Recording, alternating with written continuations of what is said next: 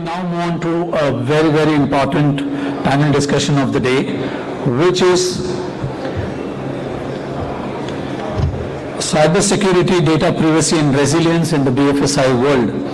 We have a wonderful array of panelists here, and to be joined in as a session moderator, a very senior person, Mr. Amit Gupta, Senior Vice President, HDFC Bank.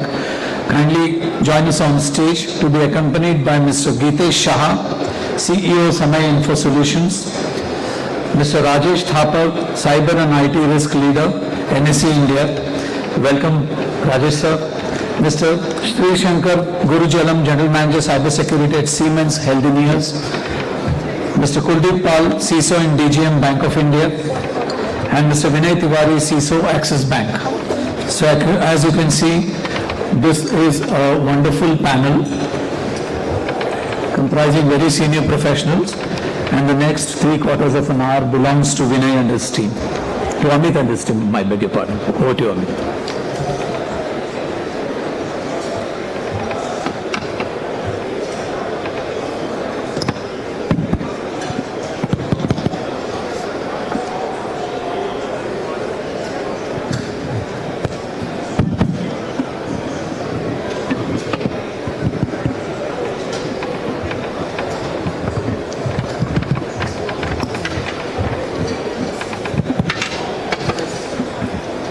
Good afternoon, ladies and gentlemen.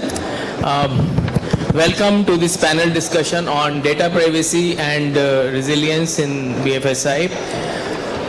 I was stunned to read recently that last year India clocked 222 million as average cost of breach, which is highest globally, and it is up by 13%. At the same time, there was another report that Certain handled around 29.5 lakh incidents in 1 year. So these are some mind-boggling numbers, large enough to give sleepless nights, not just to CISOs, but to business owners equally.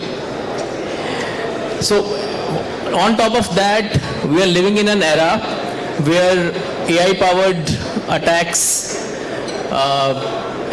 quantum threats and geopolitical cyber warfare, they are redefining our defenses. So we are today here to unpack strategies which will help converting those vulnerabilities into fortresses.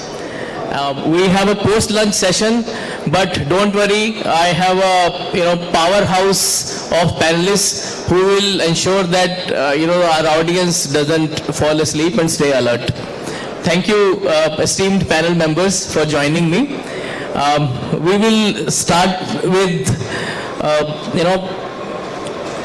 my first question, and we have, the questions are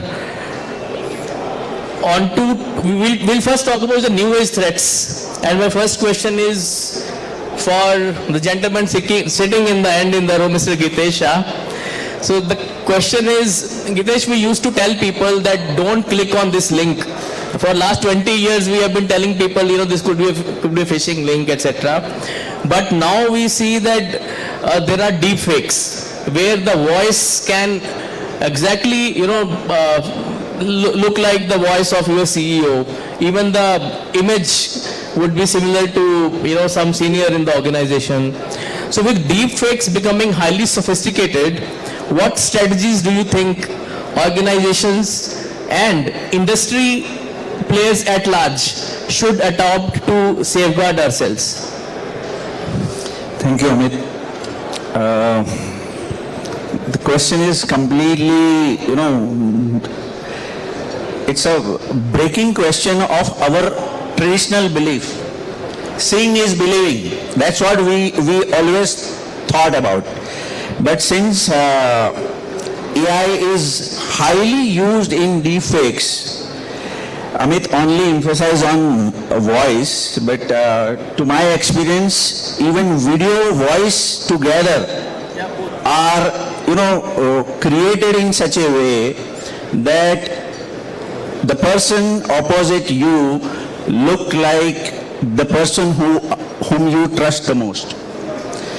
And we share the details which are related to financials or some sensitive data. Now, to counter that, as an entrepreneur, I would suggest to all that you should have a plan with three major differentiators together. First is people, second is process, and third is platform. So when we talk about people, see, most of us are training our team for cybersecurity awareness. We have never gone to those areas where deepfakes are there. So rather than training only on cybersecurity awareness, I should suggest that you should also start training your teams for voice and video deepfakes. That's the first thing for people. Second thing, very, very traditional way, code words. When you are sharing the data or details to another person whom you are seeing, you should use some phrases, some code words. That's the second thing.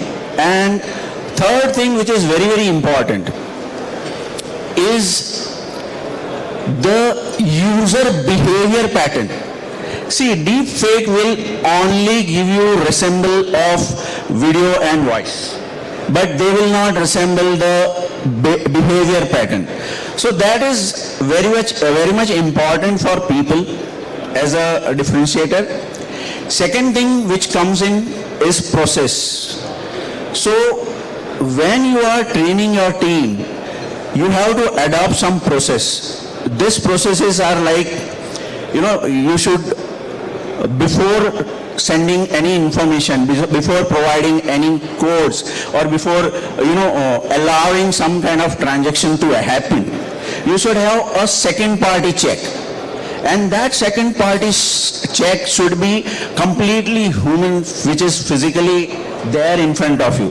That's a process which as a financial institution you should follow. Second process is the AI importance also when countering such things. So your whatever process you are using to transfer the data or share the sensitive or financial information, that process is also should be driven by AI. Now comes the platform. This is very, very important. To counter AI, you should also have a AI. So when your AI counterpart is using to defake your users or your entities, you should also have a platform which provides you user, entity and behavior analytics, your AI agnostic analytics which is happening within your IT environments, behavior analytics, and very, very important, your platform should be very much capable of integrating those deepfake counters, right? So this is what I say, don't only go with seeing is believing, but use a new AI created things which are there, which also involves people, processes and platforms. Thank you, Amit. Thank you. So seeing is not just believing anymore. We have to use AI to counter AI. That's a message which Gitesh is conveying. So I don't know how many of you have seen the last Sunday's Times. There was an article that people are using deepfakes of their grandparents and calling them to weddings because they want to take blessings from them and feel nostalgic. So there is a positive way also deepfakes are helping us. So let's move on to our next panelist, Mr. Sreeshankar. And Mr. Sreeshankar, the question to you is that in good old days we used to talk about perimeter security. But now with people working from home, with vendors connecting, with the APIs, integrating, everywhere, the perimeter is slowly blurring. So how do you think organizations can keep themselves safe? Because now the fortress which they were guarding, it doesn't have, one main door, it has multiple doors. What one should do? That's a tough challenge which we are having in today's world. Digital landscape, when it was small, a firewall could help. And as it's increasing, I think somebody was trying to estimate how much of our life is dependent on digital technology. Someone said it's more than 90%. We don't go to a bank and stand in a queue like a kid when I was used to, drawing money. We don't do that anymore. Nobody goes to bank. Bank is in your hand. You don't go and pay your bills standing in queue. You just do it with phone. So as the digital landscape increases, so does the vulnerabilities, and that follows with the attacks and breaches what we see. So how do you do that? Whichever is your utility point, I think you need to secure that.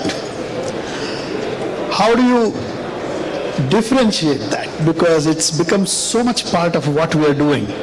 So if I put in an antivirus on my mobile, will it save my banking activity? Definitely not. It will secure to the extent your mobile is being used as a device, but who is operating it is you.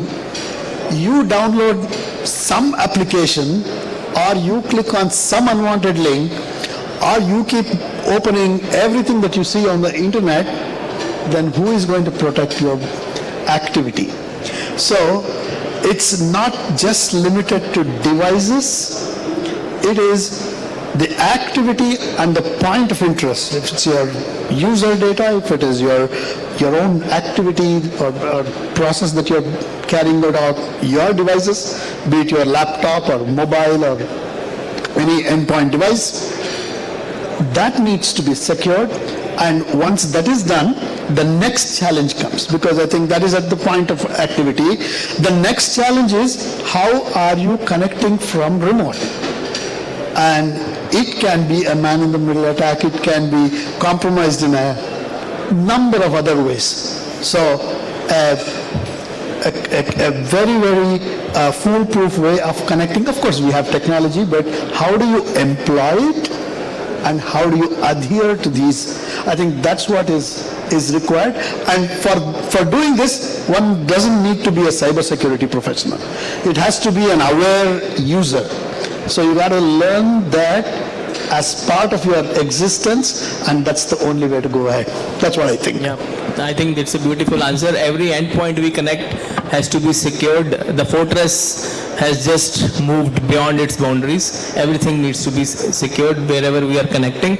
And let me move to our next question to our panelist, Mr. Rajesh. So Rajesh, and this is a question which non-technical people, whenever they heard this term called zero trust, intuitively, it doesn't look to be, something which people would want to hear from a banker, because banking is based on trust, but security is based on zero trust.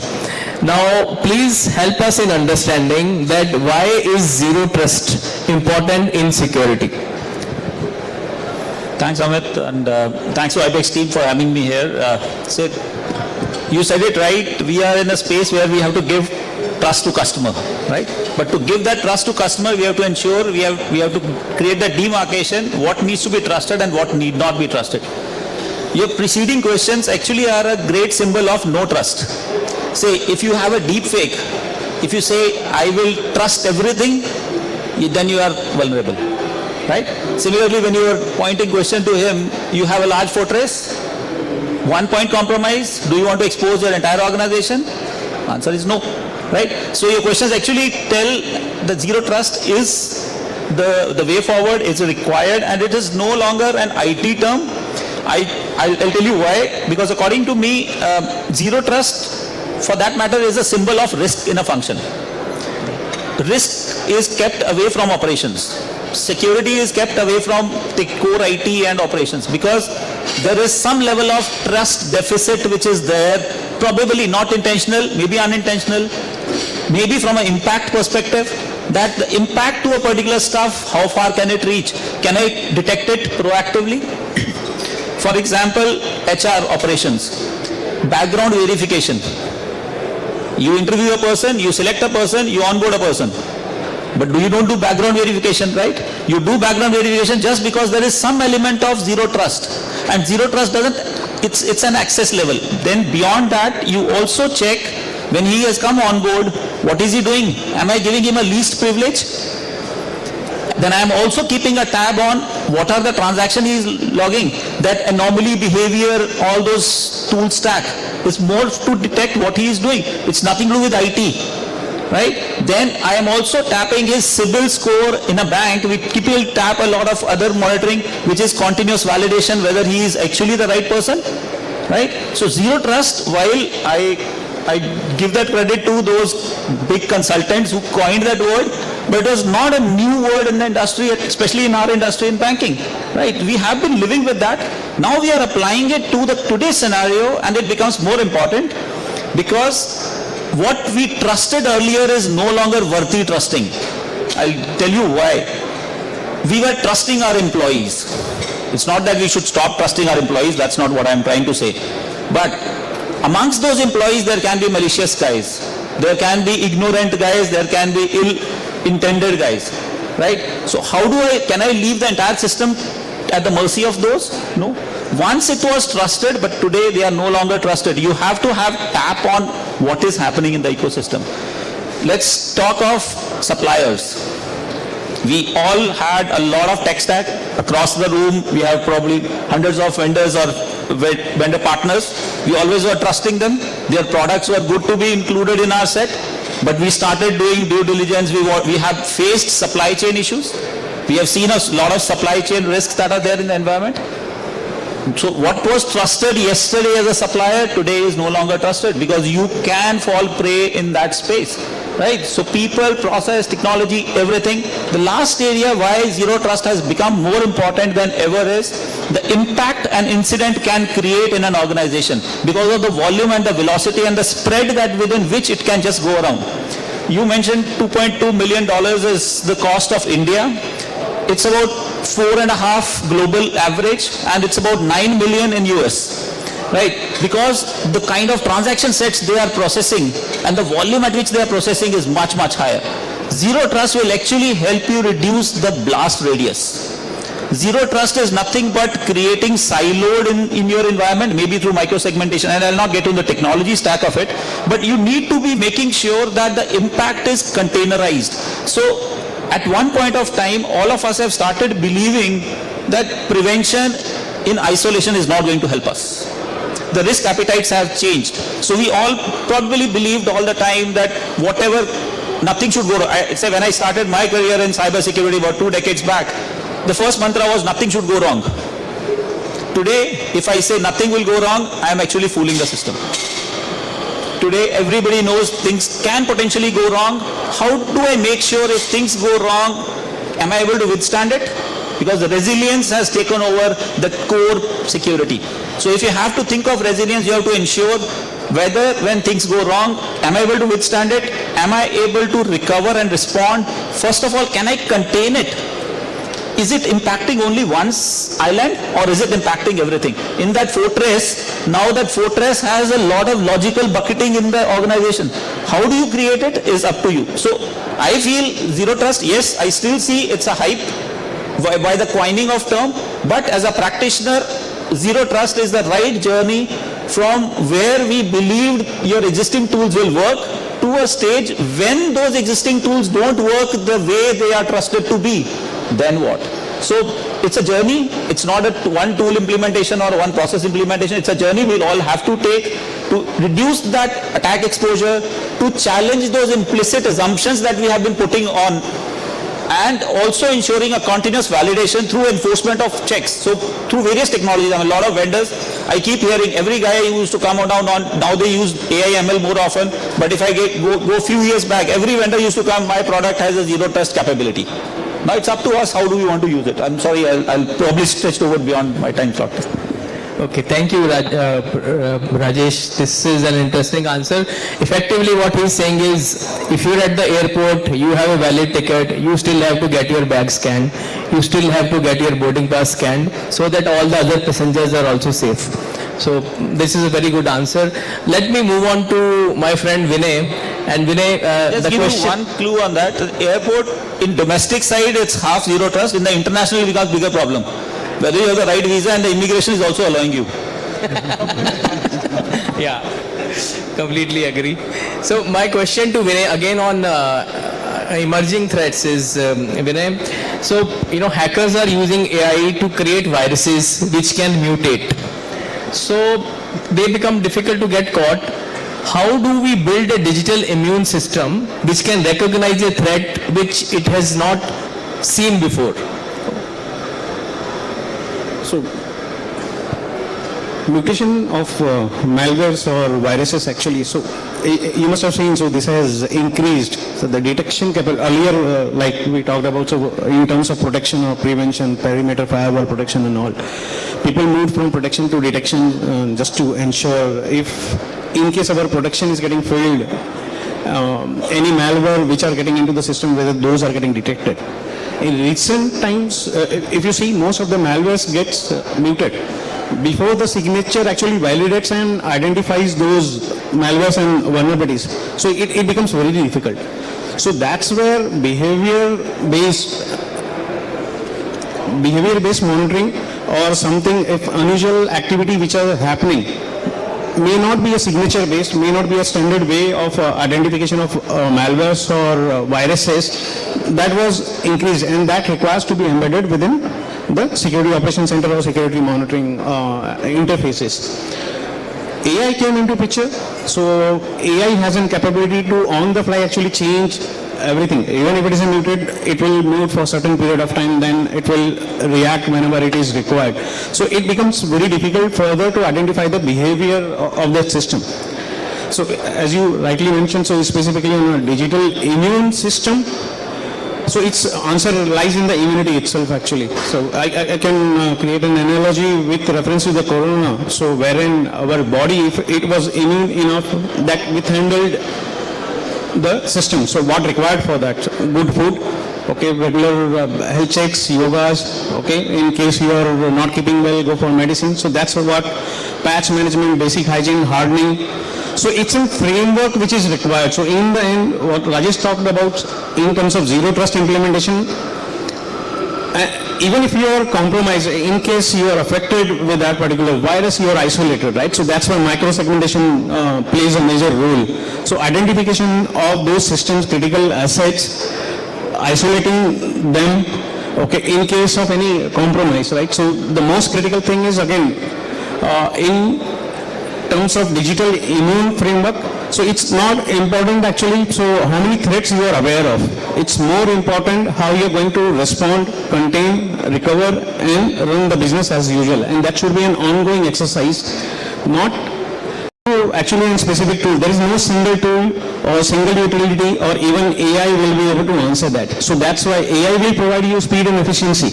But all the judgment, context, direction or enforcement of those processes and framework will be subject to actually. Thank you, Vinay. So effectively, it's a holistic, program of security which can help you in safeguarding yourself. So let me go to Kuldeep now, and shifting gears a bit, Kuldeep, we'll talk about the human element. So when we talk about new age threats, we often focus on software or AI or infra, but if you look at the biggest risks, do you think a weak algorithm is a big risk, or our inherent nature to be helpful to people is a bigger risk? Thank you, Amit. If we see in our cybersecurity domain, the biggest challenges that we face is, first thing is with regard to stolen credentials. And second thing is we have unpaired systems or systems which are wrongly configured, misconfigured. And if you go into the root causes of it, is somewhere down the line there is a colleague, there is a employee who has actually just done some mistake out of ignorance or because of social engineering techniques and all that we all know. And if we see the actual incidents that are happening, which includes the high impact kind of incidents that become the big news items, you will find it is somewhere related to this only. So that is why it is very, very important that we actually work towards these areas. How we actually ensure that our employees, our partners, they are aware and they are practicing actually it on ground. Because when we see this kind of awareness material, normally general first response is we know it. But when we see the same persons are doing the same kind of mistakes and leading to high impact incidents, then actually it forces us to rethink where this has actually gone wrong. So to my mind actually this is some kind of I think it has to be consistent. As far as this awareness aspect is concerned, it cannot be a one-time activity. As an organization, we should have proper awareness calendar, which should do multiple activities, it should do multiple channels, and it is not just an individual organization, it has actually a larger ramification that all channel partners or all ecosystem partners should actually work towards it, because anybody can get impacted in this whole value chain, and finally we can see that this all security related this controls were simply actually bypassed because the valid credential was compromised somewhere, and then the person was able to log in and do whatever he wanted to do. So that is what I think is required. And as far as this misconfigurations and other patching aspect is concerned, I think there we should try to move as much as possible towards automation and proactive security.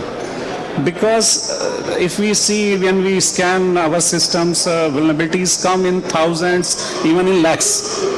And when we see our timelines for compliance, the pressure is just, it should be in days. On ground it is sometimes in months. So how to bridge this gap? So I think the only viable option is that we should move towards automation.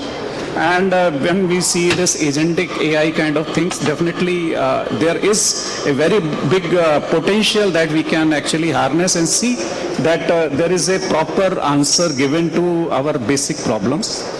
And also we should focus towards proactive security, where we should be able to identify the gaps. It should not be left to somebody identifying it and trying to misuse, but proactively we should try to identify gaps in our environment so that the time to exploit is reduced. So that is what actually I think our approach should be towards this. Then we can actually handle this biggest gap area that we have in our environment. Yep, thank you, Kuldeep. I'll just add one stat there. So you started with cost of breach study. So there's one report I'm a big fan of, IBM's Ponemon Institute report. Correct. In that, on the area which Kuldeep was mentioning, there are two stats which are very, very vital for the industry to know. For most of the breaches that were surveyed, 16% of those breaches were from stolen credentials. Correct. So the point, so 16% is a significant number. All the incidents which have breached, which have been surveyed, and the cost of breach for one incident, which is the highest, was malicious insider. Right. So malicious insider, because it's very difficult to detect. Right. So human is sometime overlooked territory. That's an area wherein all the tech stack should be wrapped around to make sure that that is working out very well. I completely agree both with you, Kuldeep and Rajesh. In fact, this weakness constitutes, it's the major cause of breach. In fact, it is the largest contributor to breaches. Okay, now moving on to geopolitics. Whole day we keep hearing on news channels. So let us understand what does it mean for our security postures. So this question is for Mr. Sreeshankar.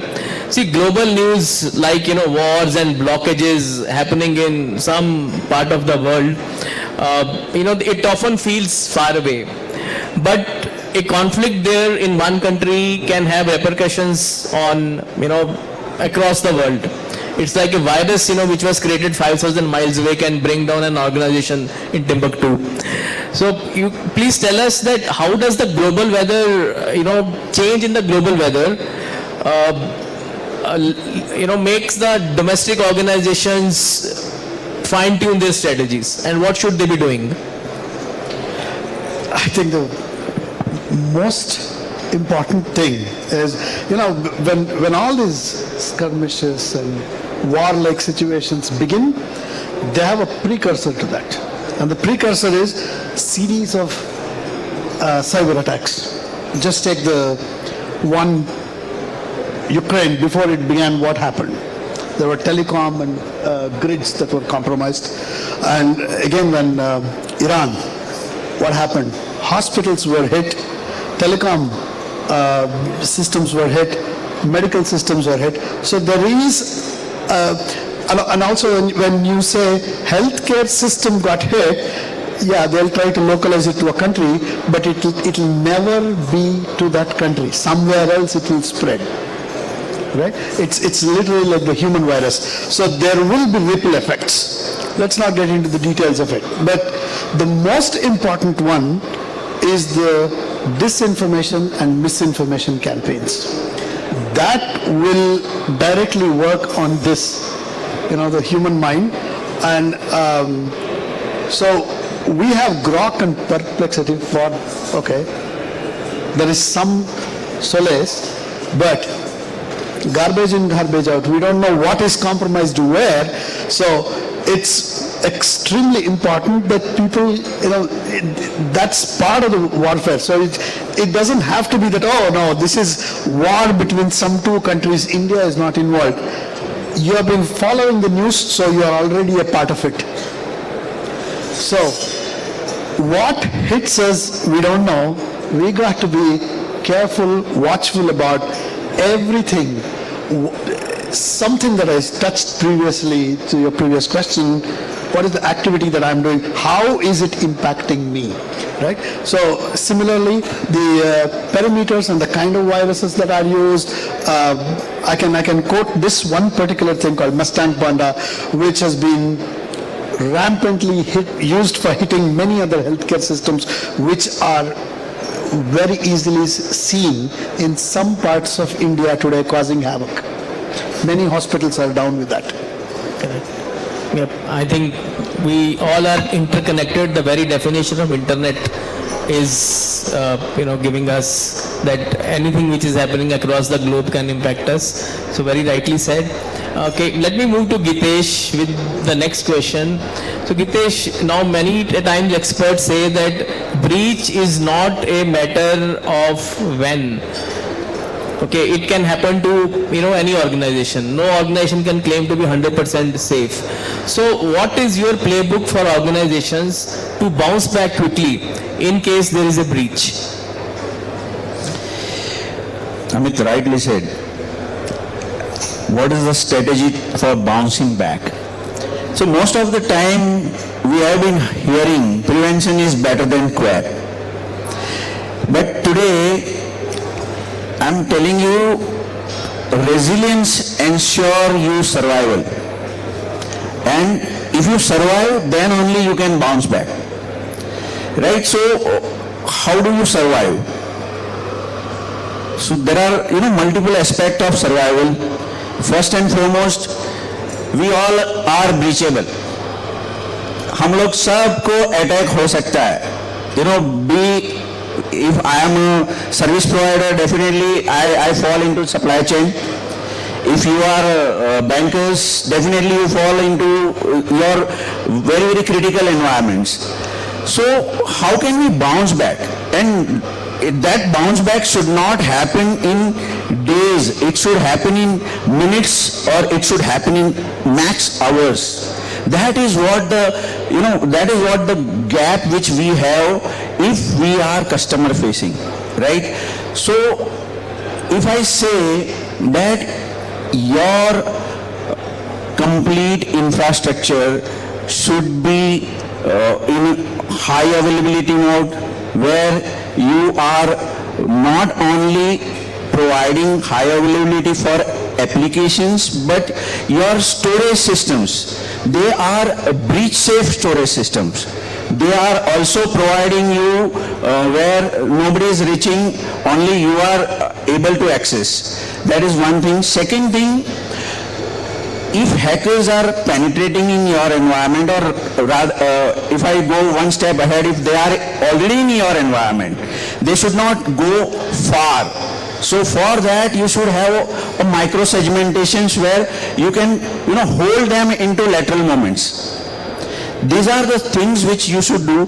Very, very important, as you said, playbook. So your playbook should be business aligned, and rather than, reacting hours later, they should be proactive, as he said, proactive in nature. The moment any event which is monitored and which is correlated with multiple events which are malicious, that playbook should be acting on a completely automated way, right?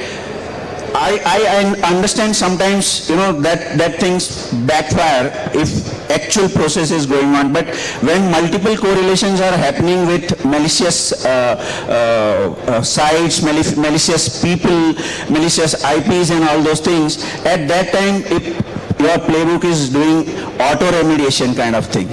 This is a very, very important factor in resilience. I should also add one very, very important point here, that your security infrastructure should be designed in such a way where your business is least impacted. That is something very, very important, and my playbook is business aligned incident response playbooks. That's what the final take. Okay, thank you. I think important business aligned, playbook. So we are, a bit short of time. So we'll, request panelists to be little crisp now with their answers, because I have, couple of questions and they're very interesting. And one question which I think people who are from the product or IT or business teams would surely like, and I would request Rajesh to answer that. So Rajesh, security can sometimes be seen as department of no, and there is a tug of war going between business and security teams. Now, how do you ensure that your team is seen as a team which enables business and not blocks business? Amit, you have asked me to cut short on this question. This actually defends my job. Okay? Okay. Yeah. So, but I'll try to be rational there. So, in today's world, again, I've seen this journey over the years, largely with banks. Yes, this department was seen as a no department, no man. CISO was seen as a no man. But that's gone. Today, the organization will not like to have a CISO who just starts with a no. Okay, solution orientation is expected, is required. I have my ex-chair of IT strategy committee.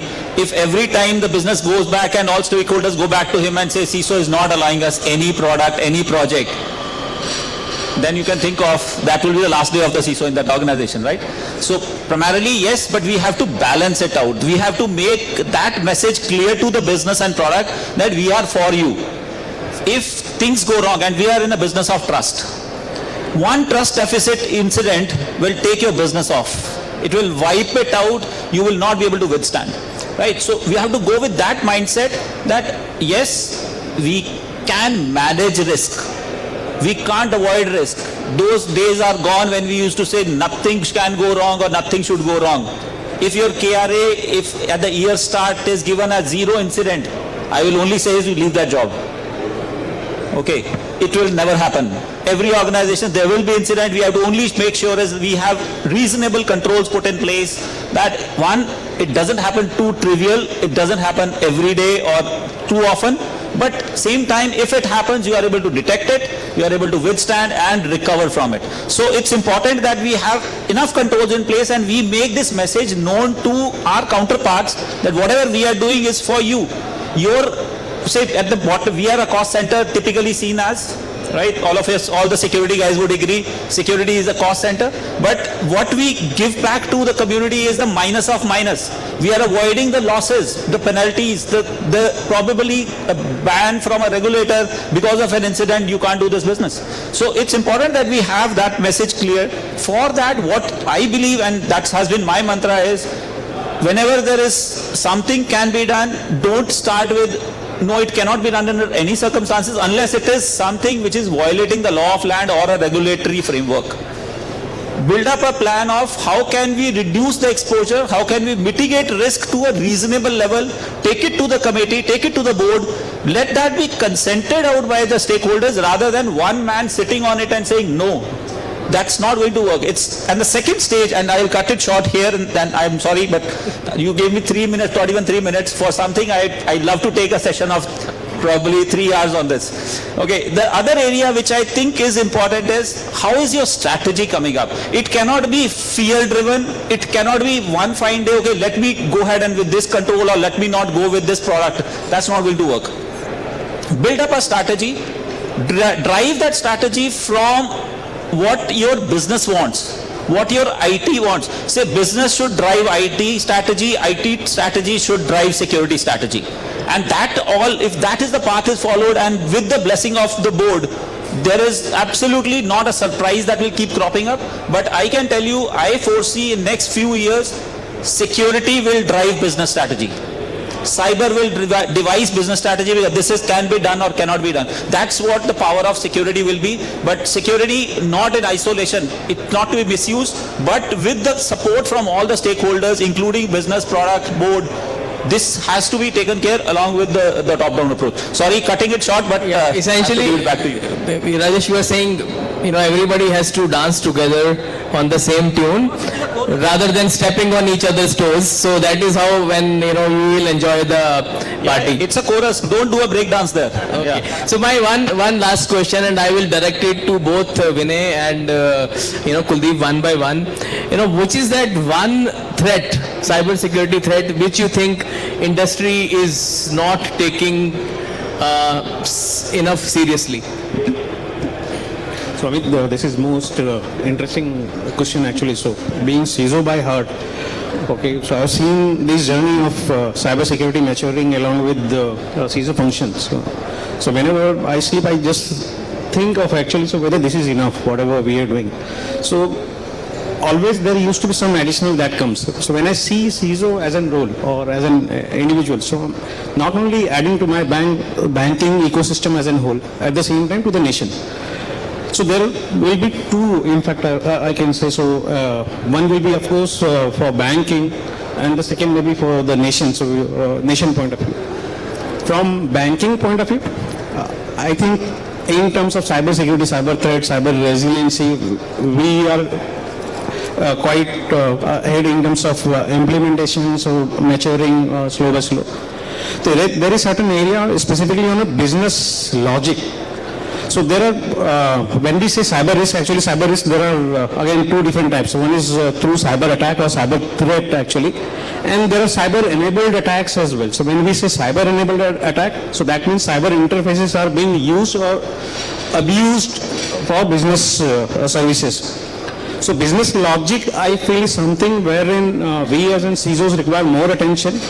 What happens is actually, from fraud point of view, there will be transaction monitoring which will be done by fraud team, business process or technology team will be just carrying out negative testing, UAT testing and all. From business point of view, they will run the processes in the business flows. But whether whatever authorized processes are there, whether that can be misused, are there any signals which are there that can be consumed by all three departments and including cyber security, whether that can be monitored. So I'm expecting certain level of fusion around these three interfaces. So I feel abuse of business logic will be upcoming thing, which will not only in reference, because AI coming into picture, AI will be able to learn your processes, workflows. In fact, they can reverse engineer your fraud risk management policies itself.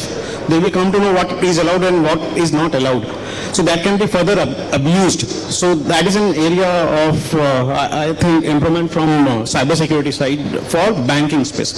I will cut short from national security point of view. It becomes very important for us to understand there is a concentration risk. So somehow OEMs, I will not leave it because in the end we are surviving because of the adoption of their technologies. But at the same time, it's very important to carry out an assessment or cyber assessment, be prepared whether you can survive without any of your digital interface. You should be able to provide the services for which the customers are trusting you to provide the services on the right time.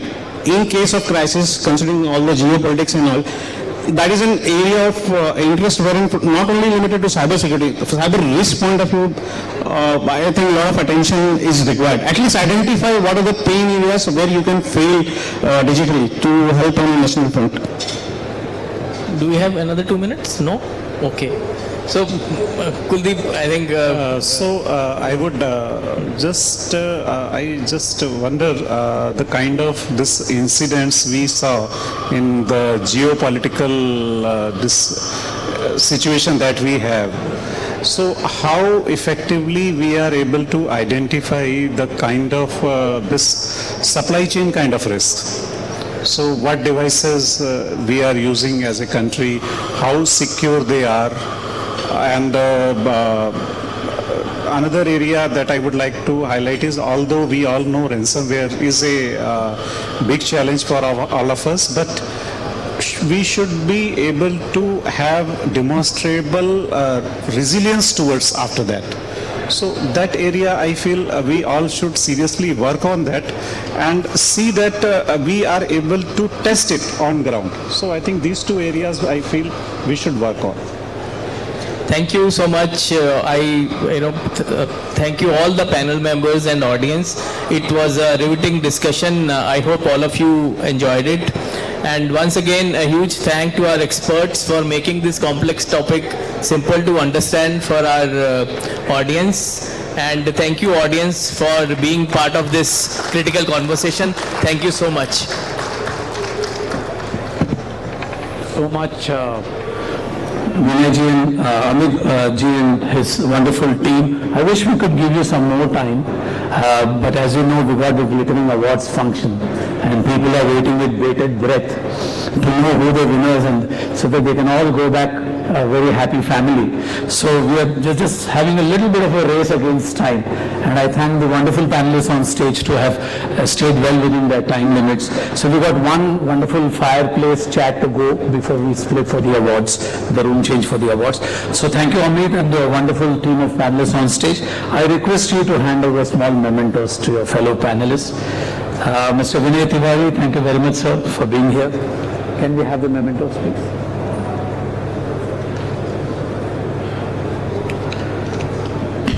CISO Access Bank, thank you very much for being here, sir. Yes. No, here. You can hand over one by one. And then a photo session. Yeah. Yeah. Right. Mr. Sreeshankar, thank you so much, sir. Kuldeep ji, thank you very much.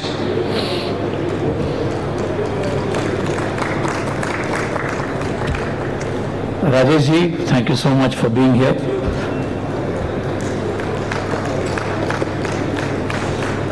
And Mr. Gitesh Shah sahab, thank you very much for being here today with us. Yes. And can I request Manuji from State Bank of India to come on stage, please, to hand over the memento to Mr. Amit Gupta. Excuse me.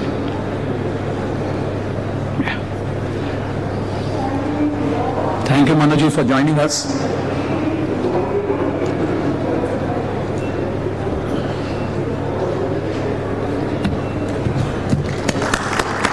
Wonderfully conducted, Amit ji. Thank you. Can we have a photo session, please? Yeah.